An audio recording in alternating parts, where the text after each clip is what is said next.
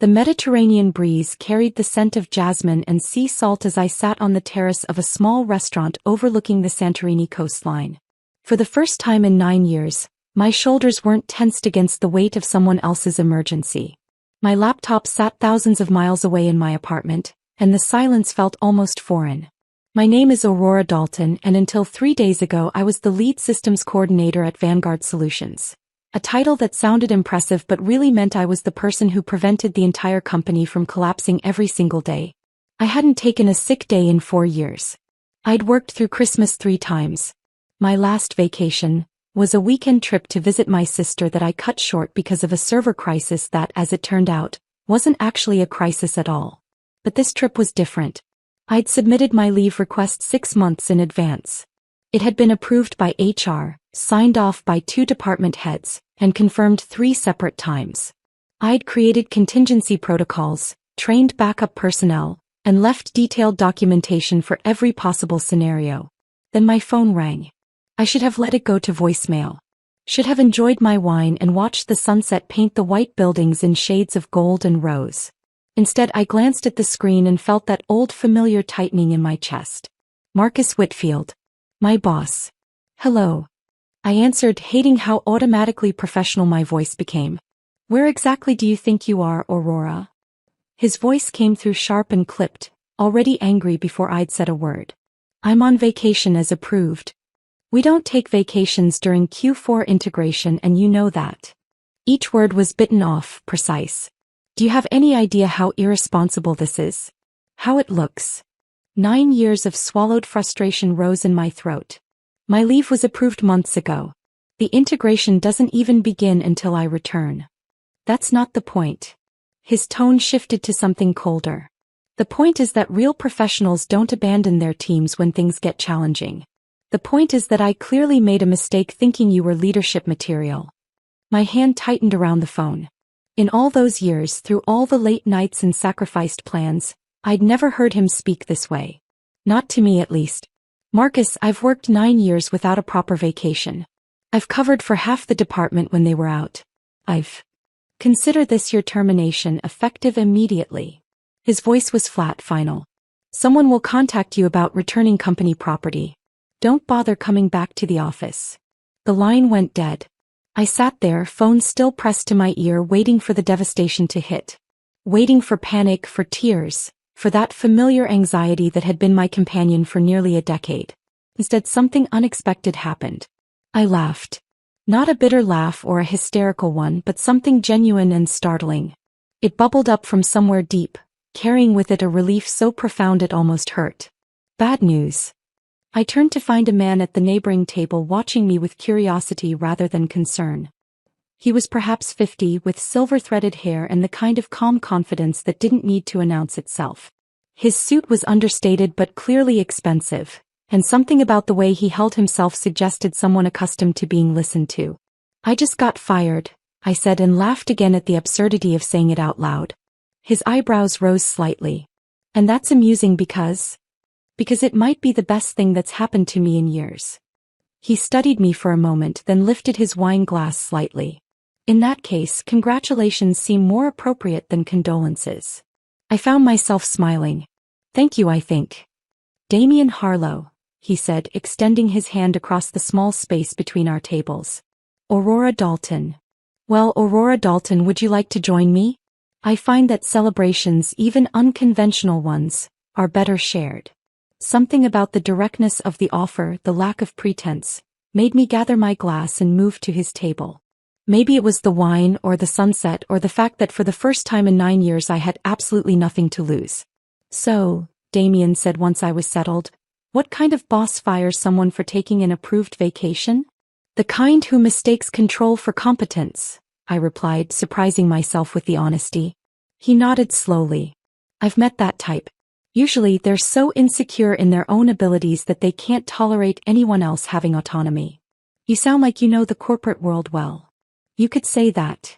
His smile was slight, almost private. I run a consulting firm that specializes in operational restructuring. We come in when companies have built themselves into unsustainable systems. And how often do you find that one person is holding the whole thing together? More often than you'd think. He paused, swirling his wine.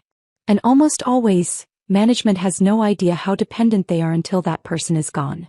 The words landed with the weight of prophecy. By the time I returned to my hotel room that evening, the reality of my situation had started to crystallize.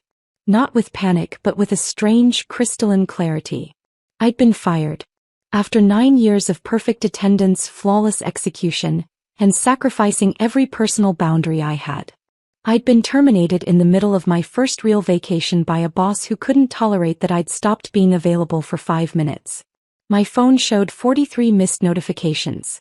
I opened them with detached curiosity, watching the slow-motion collapse unfold in real time. The first was from Leslie Park, one of the few colleagues who understood how much of Vanguard's infrastructure I personally maintained. Please tell me this is a joke. Marcus just announced you resigned effective immediately, and put Ethan in charge of your projects. Ethan, who needed 3 days of training to understand the backup protocols. We're already seeing system errors. The second message had arrived an hour later, more urgent. Aurora, the client portal is throwing authentication errors. Ethan says he can fix it, but he's been saying that for 45 minutes. 3 regional managers are calling for emergency meetings. This is going to be bad. I set the phone down, heart rate steady, and walked to the balcony. The Aegean stretched out below me, dark and vast, lit by moonlight. Somewhere in California, Vanguard Solutions was discovering what 9 years of institutional knowledge looked like when it walked out the door. The thing was, I tried to prevent this. Not out of ego, but basic professional responsibility. I documented everything. Created training materials. Offered to mentor junior staff. But Marcus had always dismissed it as unnecessary. Why train replacements when I was already doing the work? My phone buzzed again. This time an email from HR. Per company policy, please return all company assets within 72 hours. You will receive information regarding final compensation and benefits continuation shortly. We wish you well in your future endeavors. Sterile. Professional. As if 9 years could be reduced to a checklist and a polite dismissal. But the next email made me pause. It was from Vincent Cross, Vanguard's largest client and the reason the Q4 integration even mattered. I'd worked directly with him for 3 years, building a custom analytics framework that had become central to his company's operations. Aurora, I just heard about your departure. This is concerning. Our integration launches in 3 weeks and you've been the only point of continuity throughout this project. I need to understand what's happening and who will be maintaining the architecture we've built together. I read it twice, then checked the CC line. He'd copied the entire Vanguard executive team. A knock at my door startled me from my thoughts. When I opened it, the hotel manager stood there with an apologetic expression. Miss Dalton, I'm sorry to disturb you. There's a gentleman in the lobby who says he needs to speak with you urgently. He's quite insistent. My first thought was Marcus, somehow tracking me down for a confrontation. But when I reached the lobby, I found Damien Harlow waiting, looking far less relaxed than he had at dinner. I apologize for the intrusion, he said immediately. But after our conversation I did some research. Aurora Dalton, lead systems coordinator at Vanguard Solutions. You built their entire operational backbone, didn't you? I crossed my arms. You researched me? I research everyone interesting I meet. It's a habit. He gestured to the sitting area. Please. I think we need to talk. Against my better judgment I sat. Vanguard is one of my firm's case studies, he continued. We've been tracking them for 18 months as an example of fragile optimization. A company that appears successful but has concentrated too much critical knowledge in too few people. You're the person I couldn't identify in my analysis. The invisible architect. I prefer underappreciated, but sure. His expression grew serious. Aurora, do you understand what's about to happen? Your former employer just fired the only person who knows how their systems actually work.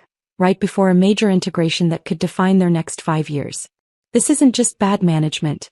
This is a potential catastrophic failure. I know. The words came out quieter than I intended. And you're okay with that? I met his eyes. I'm not the one who created this situation. I tried to build redundancy. I offered to train people. I documented everything I could. But Marcus wanted complete control, which meant keeping everyone dependent on him. And by extension on me. He made his choice. Now he gets to live with it. Damien leaned back, studying me with what looked like approval. Good. Because what I'm about to propose requires you to be very clear about your own worth. The next morning I met Damien at a cafe overlooking the caldera. He'd arrived before me, laptop open, already working. You don't vacation much either, do you? I observed, sitting down. I vacation efficiently. He closed the laptop. Before we discuss anything else, I need you to understand something. What I'm about to offer isn't charity or rescue. It's business. I'm listening. My firm, Harlow Strategic, specializes in operational transformation. We help companies rebuild after they've realized their infrastructure is unsustainable. We're selective about our clients and even more selective about our people. He slid a folder across the table. I'm offering you a position as Senior Operations Architect. You'd work directly with me, consulting for companies in crisis. Your expertise in systems integration and your experience managing critical infrastructure single-handedly makes you exactly what we need. I opened the folder. The compensation package made my breath catch. It was nearly triple what Vanguard had paid me. This seems too convenient, I said carefully. It's not convenient. It's strategic. Damien's expression was serious. Aurora, you spent 9 years making yourself indispensable to a company that didn't value you. Now you have the opportunity to make yourself valuable to companies who will compensate you appropriately. The question is whether you're ready to stop thinking of yourself as a support role and start seeing yourself as what you actually are, an expert. The word felt foreign. Aspirational. Dangerous. Why me? I asked. You could hire someone with formal credentials, someone who's been consulting for years. Because formal credentials don't teach you what you've learned. You didn't just implement systems. You built them under impossible constraints with no support. You learned to anticipate failures before they happened, to create solutions with limited resources, to manage upward while actually holding everything together. That's not something you learn in business school. He paused, then added more quietly, and because you just got fired for taking care of yourself for the first time in 9 years. Someone with that kind of dedication who finally recognizes they deserve better. That's someone I want on my team. My phone buzzed. Another message from Leslie. It's worse. The integration test failed completely. Even can't figure out why. Marcus is in emergency meetings with the executive team. Client is threatening to pull the contract. Aurora, I know you don't owe us anything, but people are starting to ask questions about why you really left. I showed the message to Damien. He read it, then looked at me steadily. What do you want to do? What do you mean? You could go back. Marcus will grovel. They'll offer you more money, promises of change. You could be the hero who saves them. And then what? I heard the edge in my own voice. 6 months from now we're back to the same pattern. I'm working 80-hour weeks. Marcus takes credit for my successes and blames me for anything that goes wrong. And I'm too embedded to leave because the whole thing collapses without me. So you're saying no? I'm saying I've spent 9 years being the person who holds things together. Maybe it's time to let things fall apart and see what gets built from the pieces. Damien smiled. Then let's talk about specifics. I spent the rest of my vacation in Santorini, but I wasn't disconnected. Damien had given me access to Harlow Strategic's research on Vanguard, and the picture it painted was both validating and damning. Over the past 5 years, Vanguard had grown rapidly by absorbing smaller firms and consolidating their operations. But instead of integrating these acquisitions properly, they'd created a patchwork system held together by custom solutions, most of which I'd built. Every time something broke, I'd fixed it. Every time a new acquisition needed integration, I'd figured it out. The company looked successful from the outside, but internally, it was one incident away from cascade failure. And I'd been the person preventing that cascade. My phone continued its steady stream of updates. Leslie's messages grew more frantic, then worried, then angry. Marcus told everyone you left without notice, that you abandoned your responsibilities. HR is preparing a statement about professional conduct expectations. Aurora, they're trying to make you the villain in this. That one stung, but not as much as it would have a week ago. Vincent Cross pulled his entire team out of the integration. He told the exec team he's not proceeding without assurance of competent oversight. They're looking at a $3.2 million loss if he walks. Ethan quit. Said he was set up to fail and he's not taking the blame for management's decisions. We have no one running operations. It's complete chaos. By day 6 of my vacation, the situation had metastasized beyond anything I'd imagined. Damien and I sat at the same terrace where I'd first been fired, reviewing the latest developments. 3 clients have requested emergency meetings, he said, scrolling through his tablet. Vincent Cross isn't the only one concerned. Your departure has spooked the entire client base. Because they know the difference between someone who implements and someone who actually understands the architecture. Exactly. He looked up. And now the board is asking questions. How could one person's departure cause this much disruption? Why wasn't there redundancy built in? Why did management allow such concentration of critical knowledge? They're going to blame Marcus. They already are. I have a contact on the board. There's talk of suspension pending review. The news should have felt like victory, but instead it just felt sad.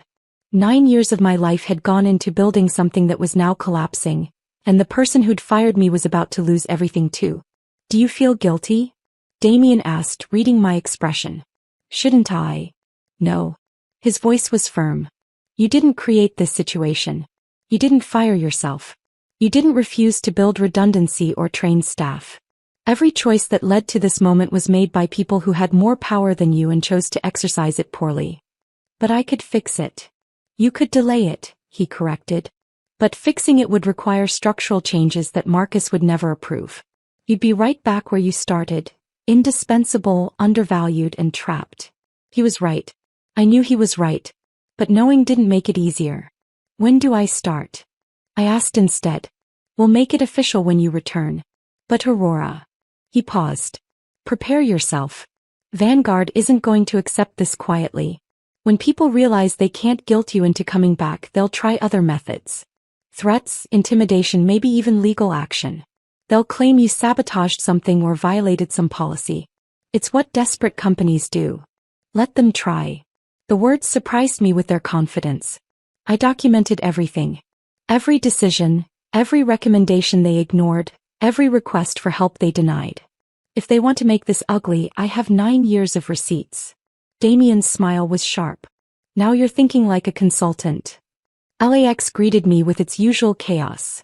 Crowds, announcements, the specific smell of recycled air and anxiety. But I felt different walking through it. Lighter maybe.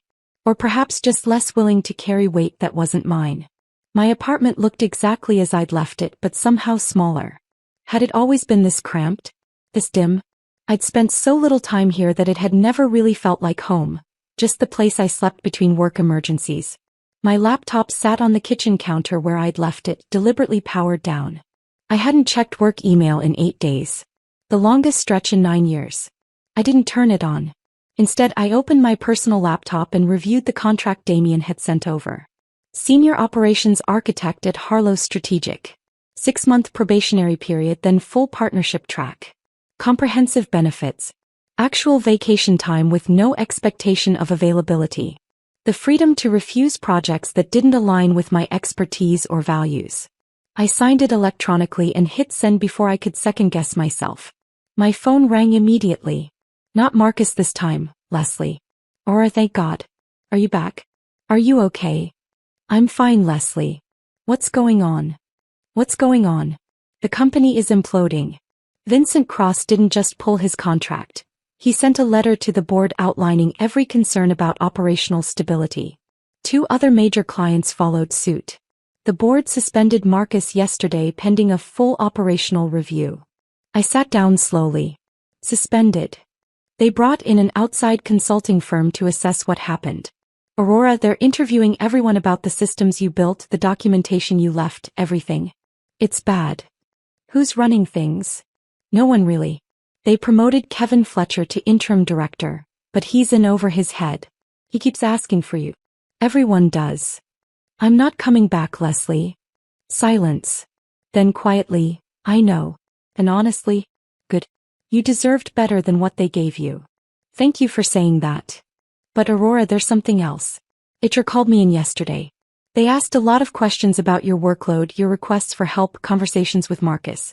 I think they're trying to figure out if there's liability here. Like maybe wrongful termination or something. My stomach tightened. What did you tell them? The truth. That you worked yourself to exhaustion, that you repeatedly asked for staff support and were denied, that Marcus created an impossible situation and then blamed you when it became unsustainable. I showed them the email thread from January where you warned that the infrastructure couldn't scale without investment. Leslie. I'm tired of watching good people get destroyed by bad management. Her voice was steel. Whatever happens, you didn't cause this. They did. After we hung up, I sat in the growing darkness of my apartment, processing. This was bigger than I'd anticipated. Not just a company struggling without me. A full investigation into how things had gotten so fragile. My phone buzzed with a new email. The sender made my pulse quicken. Harlow Strategic. This is Damien. I've just been contacted by Vanguard's board. They've hired Harlow Strategic to conduct the operational assessment. I declined to participate directly due to our relationship, but my partner will be leading the engagement. Thought you should know. Also, prepare for contact. They're going to find out where you've landed.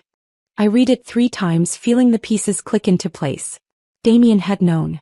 Maybe not the specifics, but he'd understood what would happen when I left. Had he orchestrated this somehow? Or just recognized the inevitable? The next message came from an unknown number. Ms. Dalton, this is Helen Voss from Vanguard's Board of Directors.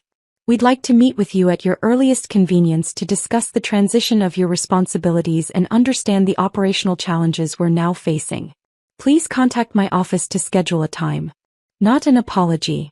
Not an acknowledgement. Just a request for my help cleaning up the mess. I deleted it. 3 days after I returned, Marcus showed up at my apartment. I was working from home, actually working on my first project for Harlow Strategic, when the doorbell rang. I checked the security camera and felt a jolt of something between anger and pity. He looked terrible. Suit wrinkled, tie loose, eyes hollow with sleeplessness. The man who'd fired me with such casual cruelty looked diminished. Desperate. I shouldn't have answered. Should have let him stand there until he gave up. But something in me needed to face this directly. Aurora. His voice cracked on my name. Please, I need to talk to you. There's nothing to discuss. The company is falling apart. The board suspended me. They're talking about termination, legal action. Everything's collapsing. I know. He flinched. That's all you have to say. What would you like me to say, Marcus? That I'm sorry? That I'll come back and fix it. I made a mistake. The words came out rushed, desperate. I was stressed about the Q4 numbers and I reacted poorly. But you have to understand the pressure I was under. No. The word came out flat and final. I don't have to understand anything. You fired me while I was on approved vacation because I committed the crime of not being available to you for 1 week. You didn't make a mistake in the heat of the moment. You revealed exactly how you see me. As a tool. As something you own. That's not true. You never learned my sister's name. In 9 years. I mentioned her dozens of times, told you about her kids, her life. You never once asked a single question. Do you know why? He just stared. Because I wasn't a person to you. I was a function. The person who fixed things so you could look competent. Aurora, please. His voice broke. I know I didn't appreciate you enough. I know I took you for granted. But we can fix this. The board will drop the suspension if you come back. We'll restructure, give you a real title, more money. How much more? The question seemed to surprise him. What? How much more money? Because I'm making 3 times what you paid me. I have actual authority, real autonomy, and a boss who sees me as a professional, not an on-call technician. So tell me, Marcus, what are you offering that's better than what I already have? His face went pale. You already have another job? Of course I do. Did you think I'd sit around waiting for you to realize what you lost? Where? Who hired you? I almost told him. Almost explained that the consulting firm investigating his failures was the same one that had recognized my value. But I didn't owe him that information. That's not your concern anymore. The board wants to talk to you. They have questions about the systems, the documentation. Then they can contact me professionally. Through official channels. With appropriate compensation for my time. I moved to close the door. Goodbye, Marcus. Wait. His hand shot out, stopping the door. Aurora, please. I'm asking you. Not as your boss, but as, we worked together for 9 years. That has to mean something. It did mean something. I met his eyes steadily. It meant I gave you my loyalty, my time, my health. And you threw it away the second I stopped being convenient. So no, Marcus. I'm not saving you. I'm not even sorry for you. I'm just done. I closed the door. He didn't try to stop me again. Through the security camera, I watched him stand there for a long moment, shoulders slumped, before finally walking away. The man who'd held so much power over my life, reduced to a silhouette of defeat. I should have felt victorious. Instead, I just felt free. Harlow Strategic's investigation took 3 weeks and generated a 147-page report that I wasn't supposed to see but somehow ended up on my desk anyway, courtesy of one of Damien's partners who thought I deserved to know. Reading it was surreal. Like seeing 9 years of my professional life reduced to data points and case studies. Subject: company demonstrates critical single point of failure vulnerability in operational infrastructure. Analysis reveals systemic management failures including inadequate succession planning, concentration of institutional knowledge, insufficient documentation protocols, and dismissal of expert recommendations regarding system scalability. They'd interviewed everyone. Leslie told me later that the consultant spent 6 hours with her alone, going through every interaction she'd witnessed between Marcus and me, every request I'd made for resources, every warning I'd issued about system capacity. Vincent Cross had provided emails showing that he'd specifically requested me as the primary contact for his integration. That he'd expressed concerns to Marcus multiple times about the lack of backup expertise. That Marcus had assured him everything was well managed. Former lead systems coordinator Aurora Dalton provided comprehensive documentation and transition protocols prior to departure. Evidence suggests termination was retaliatory rather than performance-based. Subsequent operational failures stem from management decisions to concentrate specialized knowledge without adequate redundancy or succession planning. The report went further, analyzing the financial impact. Without the Vincent Cross contract and 2 others that followed, Vanguard was facing a revenue loss exceeding $8 million. The cost of emergency consulting, crisis management, and potential legal exposure added millions more. All because Marcus couldn't tolerate me taking a vacation. How are you feeling about all this? Damien asked during one of our strategy sessions. We were in Harlow Strategic's downtown office, a space that managed to feel both professional and human. Glass walls, natural light, plants that were actually alive. So different from Vanguard's fluorescent cave. Honestly, I don't know. Part of me feels vindicated. They're finally seeing what I told them all along, that the infrastructure was fragile, that we needed redundancy, that concentrating everything in one person was dangerous. And the other part? Feels guilty for being vindicated. Like I should have tried harder to prevent this. He did try. They didn't listen. His voice was gentle but firm. Aurora, you spent 9 years trying to build something sustainable. They spent 9 years exploiting your competence to avoid making hard decisions. This outcome isn't a failure of your efforts. It's proof of their negligence. The board wants to interview me formally. They've sent 3 requests. Are you going to accept? I thought about it. About Marcus suspended and desperate. About Leslie and the others still trying to hold things together. About Vincent Cross and clients who'd trusted me specifically, not the company. Yes. But as a consultant, not a former employee. They want my expertise. They can pay for it. Damien's smile was proud. That's my senior architect speaking. The formal interview was scheduled for the following week, at a neutral law office downtown. The board would be represented by Helen Voss and 2 other directors. I'd be compensated at Harlow Strategic's standard consulting rate, $450 per hour, 3-hour minimum. When Leslie heard, she laughed so hard she had to put the phone down.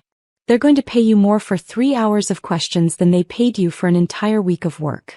That's beautiful. That's poetry. It's business, I corrected, but I was smiling too. Same thing. Aurora, please, whatever they offer you, don't come back. You're better than this place. I know. But Leslie, what about you? Are you okay? Pause. I put in my notice yesterday. I'm done watching good people get destroyed. And honestly, after seeing what you did, walking away, landing somewhere better, making them face consequences, it gave me courage. I deserve better too. You absolutely do. Besides, she added with dry humor, I figure in 6 months they'll hire Harlow Strategic to rebuild everything, and I'd rather work for the people who actually value expertise. Send me your resume, I said impulsively. I can't make promises, but Damien's been talking about expanding the team. Seriously. But Leslie, this isn't about saving you or revenge. If you join, it's because you're an excellent systems analyst who deserves to work somewhere that recognizes that. God, I've missed working with you. After we hung up, I sat watching the city lights flicker on as evening fell. In 9 years at Vanguard, I'd never been able to sit and just think. Every moment had been consumed by urgency, emergency, crisis. Now I had time to reflect, to plan, to consider what I actually wanted to build. My phone buzzed with a news alert. A tech industry newsletter I'd forgotten I subscribed to. Vanguard Solutions faces operational crisis following key departure. Sources say infrastructure vulnerabilities exposed after termination of lead architect. The article was careful, legally vetted, but the implications were clear. Someone had leaked the story. Someone wanted the industry to know what happened when companies treated their essential people as expendable. I wondered if it was Leslie. Or maybe Vincent Cross warning other clients. Or possibly someone on the board itself, managing the narrative before it managed them. Whoever it was, the truth was spreading. And sometimes I thought that's the best revenge of all. The law office conference room was all polished wood and leather chairs, the kind of space designed to make everyone feel simultaneously important and uncomfortable. Helen Voss sat at the head of the table, flanked by 2 other board members whose names I'd already forgotten. Their lawyer, a sharp-eyed woman in an immaculate suit, sat taking notes. I'd dressed carefully, professional but not corporate, projecting consultant rather than employee. Damien had offered to attend as my representative, but I'd declined. This conversation needed to happen on my terms, with my voice. Miss Dalton, thank you for meeting with us. Helen's voice was measured, diplomatic. We appreciate your willingness to provide perspective on recent events. I'm being compensated appropriately, so there's no need for gratitude. The words came out more pointed than I'd intended, but I didn't soften them. A flicker of something crossed her face. Surprise, maybe, or reassessment. She opened a folder in front of her. We've been conducting a comprehensive review of Vanguard's operational structure. Your name appears in virtually every critical system, every major project, every client relationship of significance. We're trying to understand how that happened. You're trying to understand how one person became essential to your entire operation? Yes. Because for 9 years, every time I identified a problem and proposed a solution that required investment in people or infrastructure, I was told it wasn't a priority. Every time I warned about concentration of knowledge, I was told to write better documentation. Every time I requested backup staff or training resources, I was told to be more efficient. I pulled out my own folder, printouts of emails, memos, formal requests going back years. January 2019, I requested funding for a redundancy analyst position. Denied. March 2020, I proposed a formal training program for systems integration. Denied. November 2021, I submitted a risk assessment showing single point of failure vulnerabilities in our client infrastructure. Acknowledged but no action taken. Should I continue? The lawyer leaned forward. Ms. Dalton, are you suggesting that management was aware of these vulnerabilities and chose not to address them? I'm not suggesting anything. I'm stating facts. Every risk that materialized after my departure was documented and reported. Multiple times. Helen's jaw tightened. But you didn't escalate to the board. I escalated to my direct supervisor. Repeatedly. It wasn't my place to bypass the chain of command.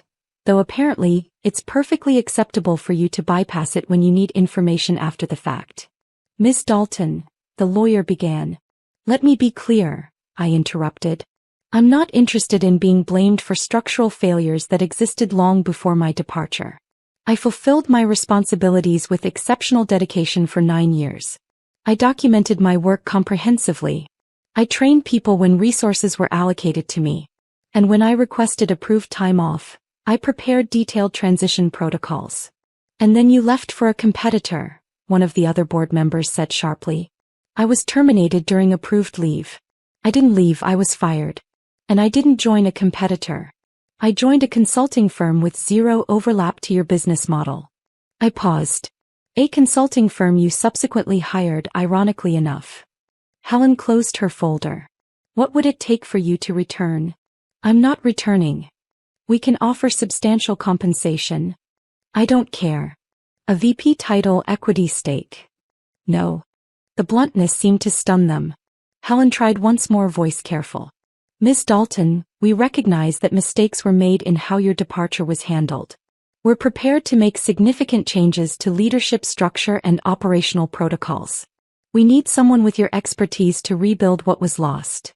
You need someone to clean up a mess you helped create. You want me to sacrifice my time and energy to fix a system that will inevitably break again because the fundamental culture hasn't changed. How many times did I report concerns about Marcus's management? How many complaints from other staff were dismissed? How many times did this board prioritize short-term profits over sustainable infrastructure? Silence. That's what I thought, I said quietly. You didn't hire me to answer questions about operational failure.